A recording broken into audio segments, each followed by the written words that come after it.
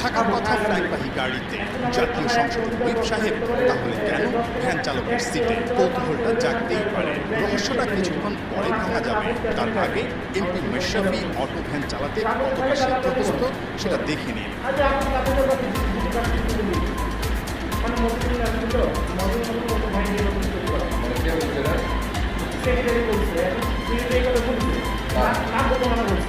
মূল ঘটনায় ফেরা যায়। বিকেএসপিতে তামিমের প্রাইম ব্যাংকের বিপক্ষে মাশরাফির রূপগঞ্জের খেলা চলছিল ৪ নম্বর মাঠে।